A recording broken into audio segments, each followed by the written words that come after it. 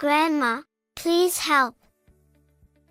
The late-night phone call from my granddaughter conveyed the pitiful situation my daughter was in. Hurrying to my daughter's house, Amy found her emaciated daughter sleeping in the messy room. Mom won't wake up. Tearful eyes of my granddaughter. My daughter's husband seemed to have left her in this state and not returned. I will never forgive him who puts my precious daughter and granddaughter in such a situation. Trembling with anger, I took my daughter and granddaughter out of the house. My name is Sarah, and I'm 65 years old.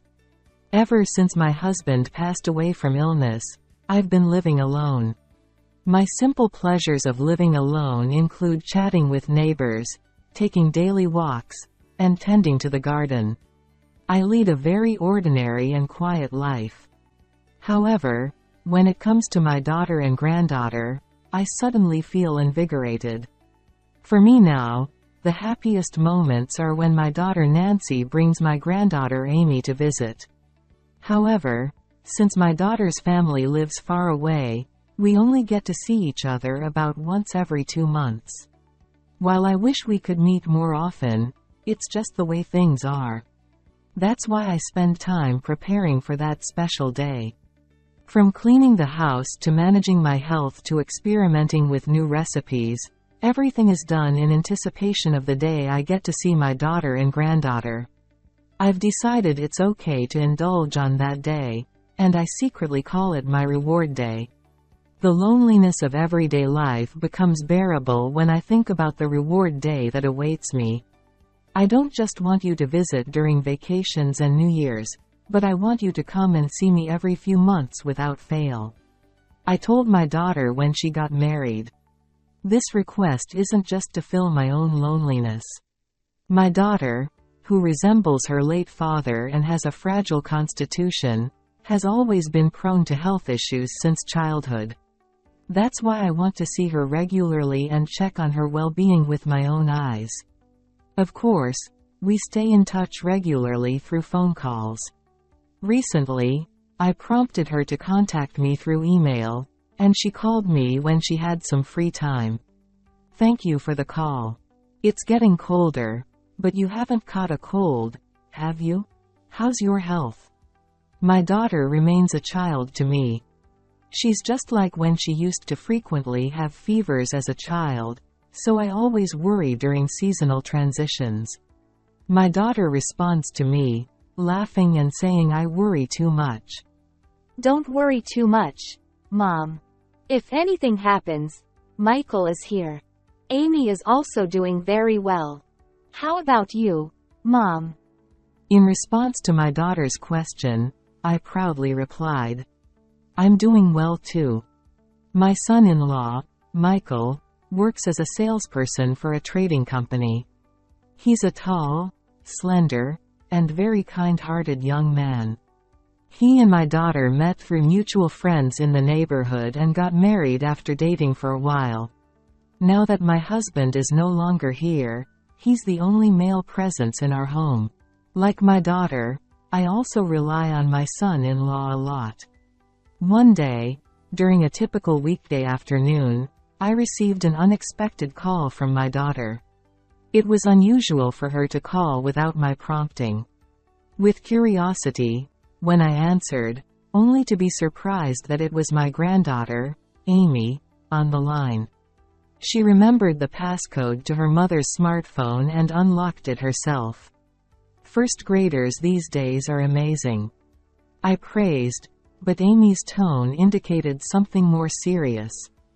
Grandma, Mom is really sick and in a lot of pain. Her voice was unusually very small. It seemed my daughter was asleep in bed, and Amy was speaking softly to avoid waking her. She's such a considerate child. It's okay, Amy. Grandma will take care of it right away. I reassured her gently before ending the call. Immediately, I called my son-in-law. He was probably at work, but it was an emergency. After several attempts, he finally answered. He seemed surprised when I mentioned Amy's call. Amy called you? I understand. I'll go check on Nancy right away. In the evening of that day, I received a call from my son-in-law, who updated me on my daughter's condition. Apparently, she had developed a slight fever and spent the day resting. He apologized for causing concern, mentioning that their granddaughter had made a bit of a fuss. She's asleep now, so we'll let her rest for the day. Sorry for worrying you. Michael said, expressing his intention to continue taking care of my daughter. It was reassuring to know that he was by my daughter's side, offering support. I thanked my son-in-law and ended the call. A few nights later, just as I was about to go to bed, I received a call from my daughter at a late hour. Answering the call, I found my granddaughter, Amy, on the other end once again. Her voice trembled, as if she were crying. Grandma, help me. Her voice instantly woke me up, and I sat up abruptly. Amy explained that her mother was still asleep and wouldn't wake up. Feeling helpless, she reached out to me for assistance. When I inquired about my son-in-law's whereabouts, Amy informed me that he wasn't home. Dad can't come back. Grandma, please, help us.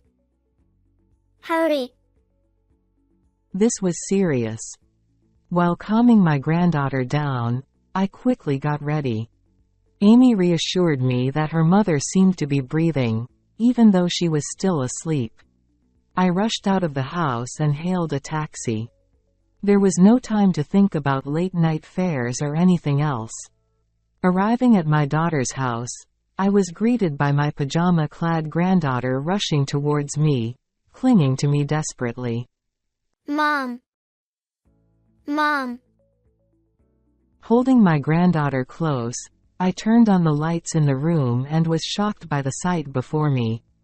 The room was in complete disarray. Lunch containers, empty cans of alcohol, and other debris were scattered around, with barely any signs of cleaning. And my granddaughter, clinging to me, didn't look well kept either. Her hair and nails were overgrown, clearly lacking care. In the bedroom I entered with my granddaughter, my daughter lay emaciated, her appearance drastically altered. Nancy, are you okay? I rushed to my daughter's side and checked her pulse. It was shallow, but she was breathing, which brought some relief. However, her forehead felt burning hot. Something had to be done immediately. I quickly arranged for an ambulance and waited for its arrival. During that time, as I tended to his unwell wife, I couldn't help but wonder where my son-in-law had gone in the middle of the night. When I asked my granddaughter about him, she shook her head vigorously. Then, without saying a word, she handed me her mother's smartphone. On the screen, I saw a WhatsApp chat conversation. It contained messages from my granddaughter to her father, reporting her mother's condition and pleading for him. Please come home quickly. In response to her distress call, my son-in-law's reply was just one word: Drinking. After that, my granddaughter continued to send messages asking him to come home, but he ignored them.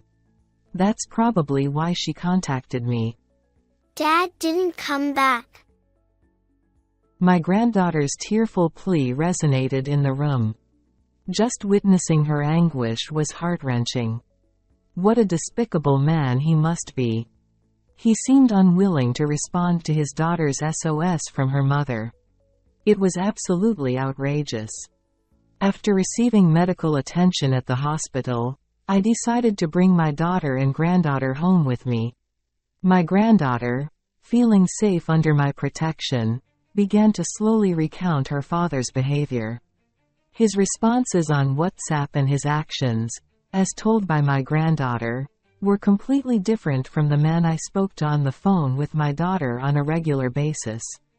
The next morning, there was an incoming call on my daughter's smartphone. It was from my son-in-law. Since my daughter wasn't feeling well yet, I answered the call. However, it seemed he didn't realize it was me on the line, as he started speaking one-sidedly. What the hell are you and Amy doing out at this hour? Where's my breakfast? Hurry up and come home to make it. What arrogant language. It was completely different from how he usually spoke to me. Oblivious to my astonishment, my son-in-law continued. Are you even listening? I am not Nancy.